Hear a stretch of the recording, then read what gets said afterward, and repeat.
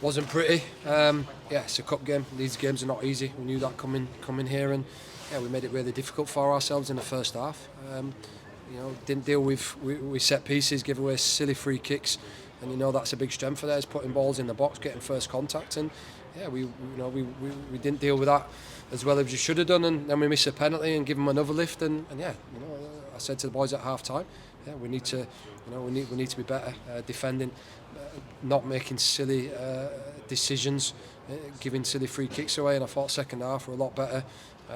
Obviously get the goal and probably had a couple of other decent chances, but yeah, fair play to them. They put up a real fight, and yeah, these games are not easy, so happy to get through to the next round and get the boys dusted down now and try and get as many boys available for Rangers on Wednesday as we can. You only managed to name 6 subs, and even a League 2 club naming more subs than you. Is that kind of just show how stretched the squad is right now? Yeah, I think so. There is no one else on the bench at the minute. Obviously, Kanayo Magua came back, he's cup tied. Mizani, he's waiting for his paperwork to come through, so hopefully that gives us 2 more back. But when I look on the game now, it's always a risk playing your strongest 11, and obviously to give Jordan a little bit of a rest, and Dylan Levitt and Dylan Vente, because yeah, right now we are really stretched, and that's with a couple of academy kids starting today. Rudy, I think it's his first start for the club, and Rory another start. These are the games that turn you into men, because they're not easy. You've got to deal with a lot of aerial balls and a lot of direct balls. But yeah, right now it is where we are, and we're still waiting for a couple of boys back from injury. We've still got the 4 boys away on international duty, so yeah, what we can't control is that. So I'm working really hard to try and bring a couple of reinforcements into, to give us some options, off the bench, and yeah, can't control that. We've got more kids on the bench, kids starting. For them it's a great experience, because they learn a lot from games like this. Yeah, so Christian Doidge showed exactly what he brings to the squad, and not just the goal, but the clearance off the line in the first half as well. It was a man's performance for Christian, wasn't it?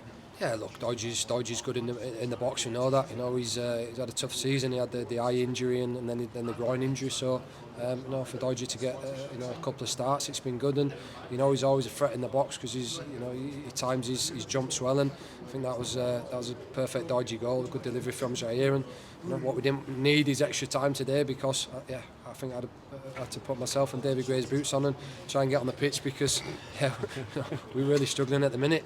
So yeah, really happy for Doidge to get the goal, and obviously to get through to the next round, because you see some of the other results.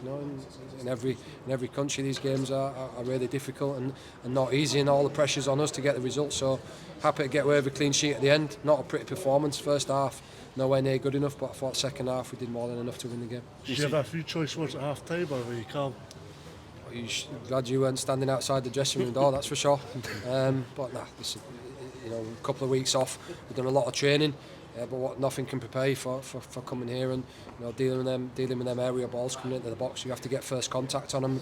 Too many we didn't. They got first contact, and then you're under the cosh. So we definitely made it difficult for ourselves, but the boys responded second half, and we told them after the game, we have to start games better than that, and that was just one of them games where you have to get through, and we did. You talked about adding more bodies in the transfer window. Obviously the club's finances will be bolstered by Josh Doig's move today. Are you going to see any of that additional money in your transfer fund, do you think? I wish it was that simple. Maybe the transfer's done, but we've got a couple of weeks. There's still a lot of stuff going on at the club, so I knew this window was going to be tight.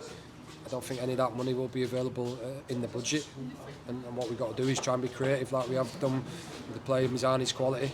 Really happy to get him into the squad, and we're desperately looking to get a couple more reinforcements in, but it's very, very difficult on the budget that we're working with, and I've said before many times, I don't want to bring players in that are not going to have an instant impact, because what I need right now is players that are going to have instant impact on the team and create competition for places, because if not, they're just going to sit on the bench and block the path of the young players. So yeah, it's a balancing act that I've got to find.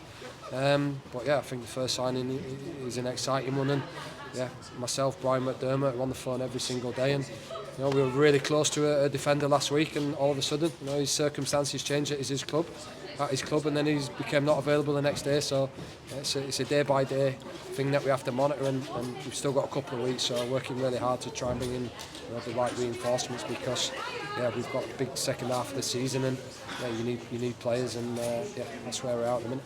How frustrated is January as a manager? How frustrating is January as a manager? No, it's frustrating. It's a difficult time, January. Unless you're getting a player that's been out on loan, and he's been recalled, and you're getting him. That's the only way you're getting players that have been playing games. Because anyone that has been playing, to bring him in January, it's very, very hard. So, it's players that haven't been playing, players that have been injured, or players that maybe you have to pay a transfer fee because they're going out of contract at the end of the season. So, look, it is frustrating, but it's easy for me to say that. I probably won't be saying that if we didn't have 4 boys away on international duty and 5 long-term injuries still out and not back fit. So I've just got to hope that in the next couple of weeks we can get a few of them back, and obviously the international boys will come back when their tournament finishes. So just got to keep going with what we've got now and do as well as we can.